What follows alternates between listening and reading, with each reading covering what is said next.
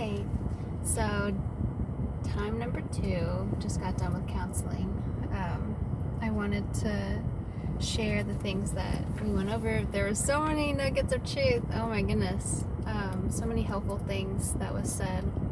I feel really excited to apply that to my life and just be able to be more and more free. So I was sharing with her that this past week I let myself grieve some traumatic memories, and she was telling me that your body shaking can be a good thing because it means it's releasing the negative emotions. And she said that it's a very healthy thing to go back, let yourself go back as long as you're being anchored in the present. So to not let yourself go back too deep to where you're reliving it in a healthy, she said, don't go back too deep where you're reliving it in an unhealthy way and being like swallowed up in that memory and staying there. So she was saying that have that mindset of I'm here and I'm safe. That's how you can be anchored in the present, but to go back enough so that you can state how you were feeling then. And I was finding that it was very helpful for me to go back and with the trauma as a child to say out loud I was feeling confused and alone and scared and uncomfortable.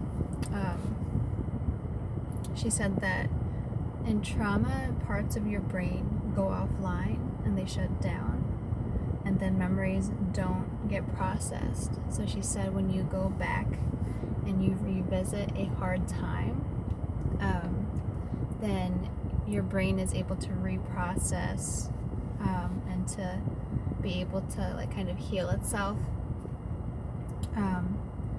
because when traumatic things happen, they get stored in bits and pieces, and they like go offline, so they shut down and memories don't get processed. So when you're going back to it,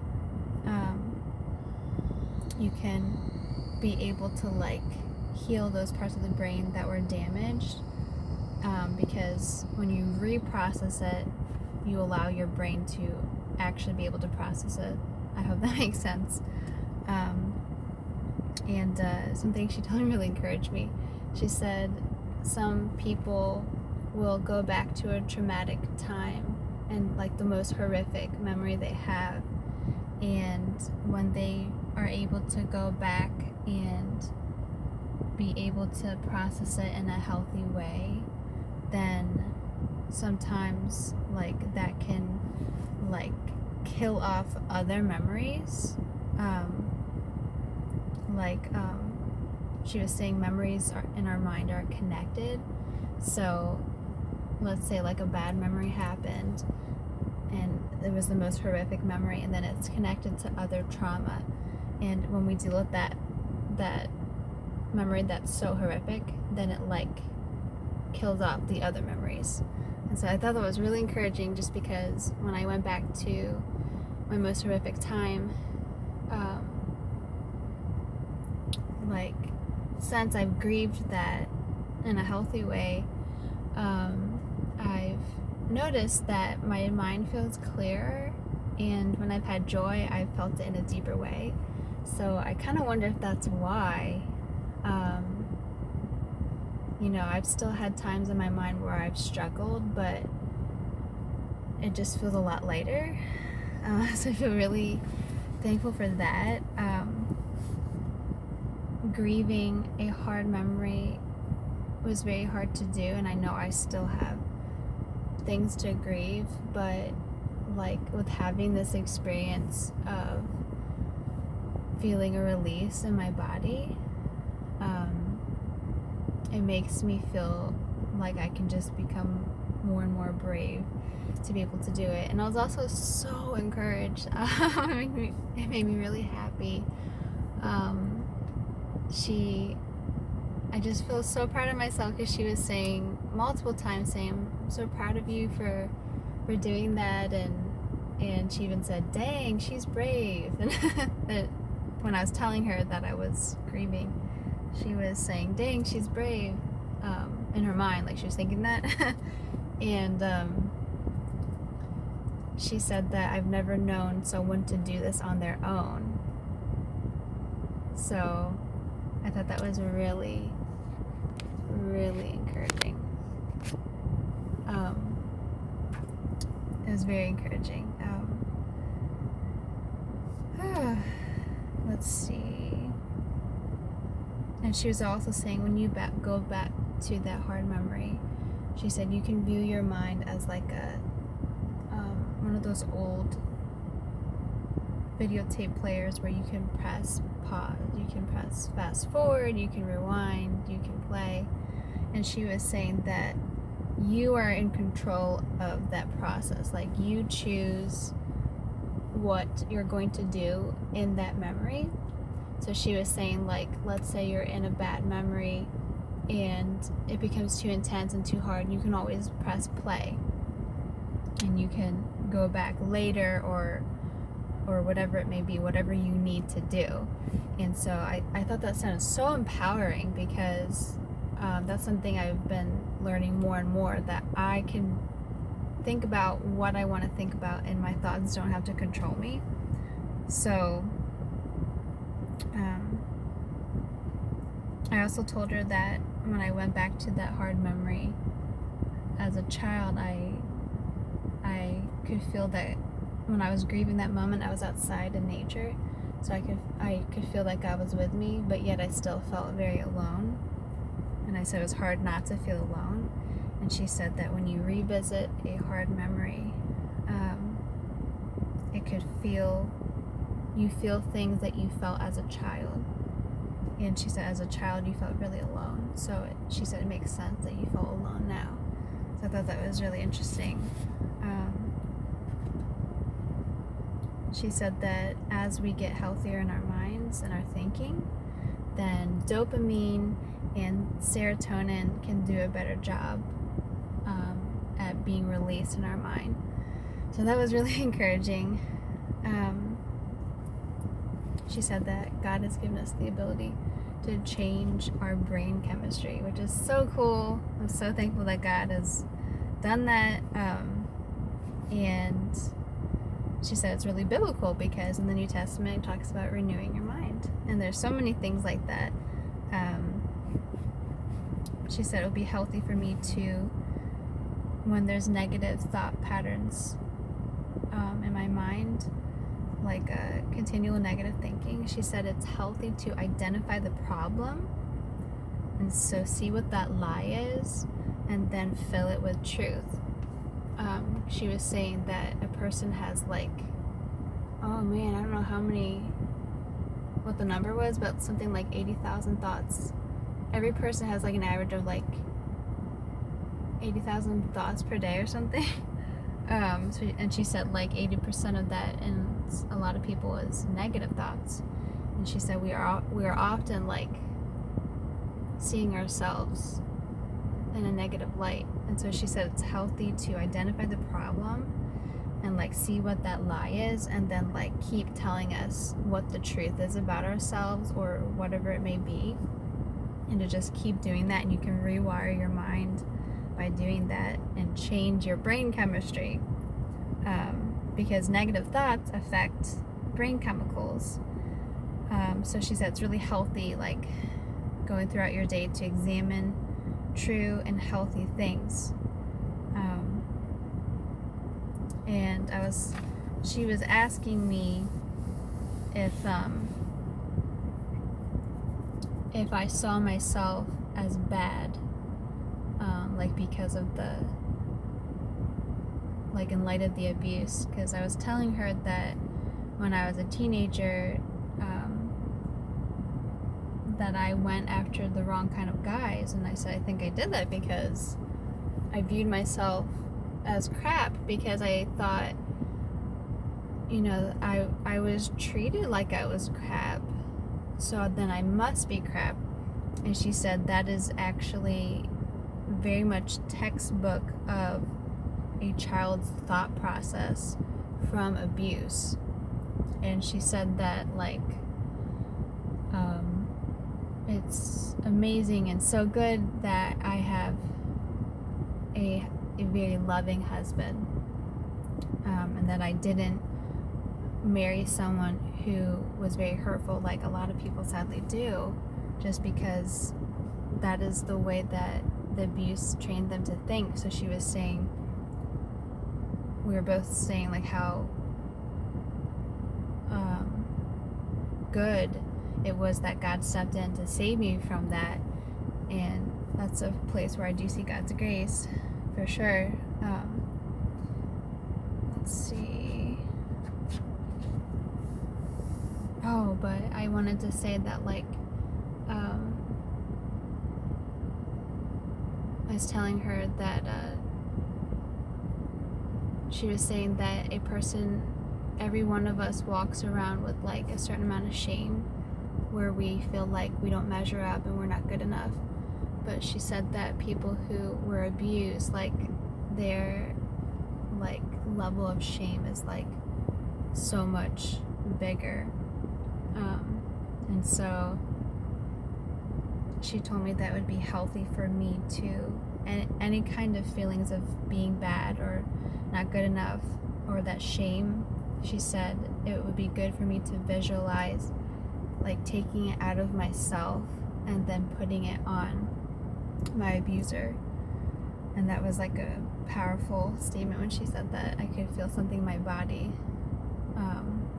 I don't know, it was kind of like in my chest, like, kind of like a certain stirring. I don't know if that's the right word, but, or like some kind of release, or like like a pivotal moment where it's like, whoa, like the light bulb went on, but they get, like, went literally on in my mind and in my body. And as far as negative thoughts, she also said something that was really helpful. She said to visualize your mind as if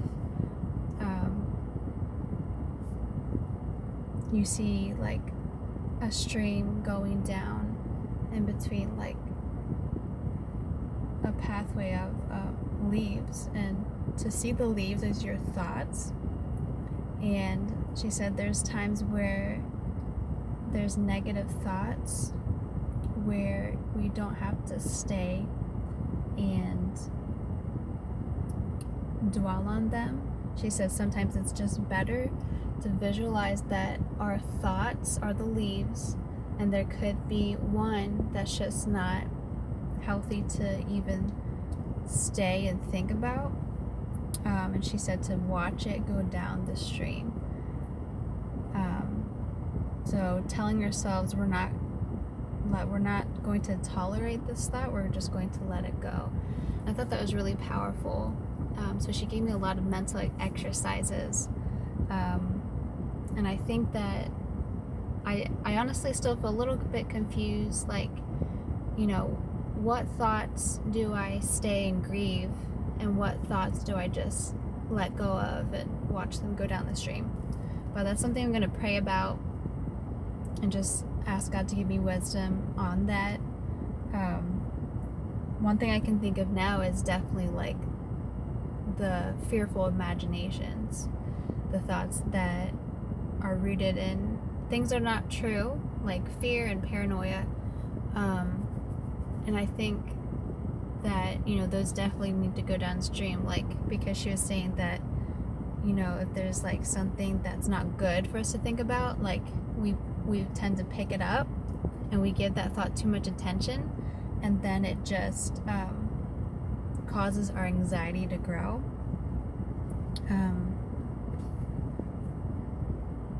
Something she did say with triggers, she said if you have a trigger, it takes you back to that age. So, for example, like, when I revisited that time when I was a child being abused, it took me back to a 5-year-old. And 5-year-old Anna felt very alone. And so even when I was grieving that moment as an adult, even though right now I'm very safe, I felt that feeling of being alone. And she said, like, when you go back to those memories, it's healthy to recognize the adult part of you and put the adult part of you back in the driver's seat, because when you revisit it, it's like whatever age you were in that time, that age is in the driver's seat. So it's healthy to like picture yourself as an adult in the driver's seat instead, so that you know that you are in control, and it helps you to know that you are in charge now. And it helps she told me it will help me to talk to the little girl Anna and tell myself he's not here anymore, my abuser, and to say you're in charge now and you're gonna keep her safe. So I thought that was really empowering, very helpful.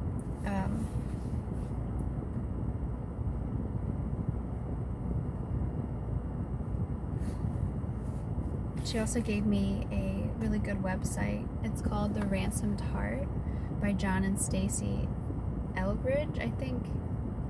I forget exactly what their last name. I'm not sure if I'm saying it the right way.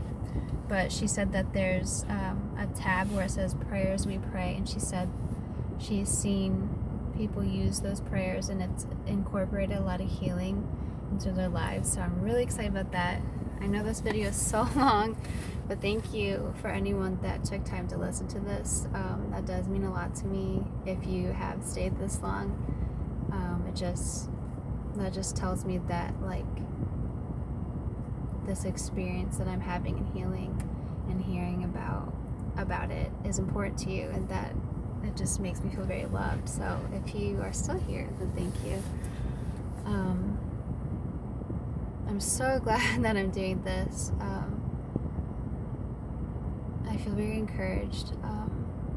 I know I'm not alone, and I always want to be able to give back to whoever's watching this, because I'm documenting this not only for myself, but primarily so that people who have been abused can see it and be able to find freedom, because I know how hard it is to have agony in your thoughts and to feel controlled by pain and fear, and I know what it feels like to feel deeply wounded and feel trapped in that. And I just want you to know, like, there's so much hope for you, and your pain is important. God tells us that He puts our tears in a bottle. Jesus' heart breaks with us when we cry. And I might not know whoever's watching this. Maybe someone's watching this that's been very wounded. I might not know you, but I can tell you from the bottom of my heart that your pain is important to me. My heart breaks for the innocent that are being hurt and trapped right now. And just, that's something I do try to pray for. I try to pray for people in the world. I ask God on a regular basis for God to save them from their terror, save them from their bad home life, or just to rescue them and to help them wherever they are, to heal them. So I hope you guys know that even though I don't know you, I do love you, and I do feel pain with you, and we're gonna heal together. This is a journey, and just be patient with yourself, be compassionate to yourself. When I go home tonight, I'm gonna make myself a healthy salad, because I want to take care of my body, and I'm also gonna take a shower, and I'm just committed to taking care of my body while God is healing my mind.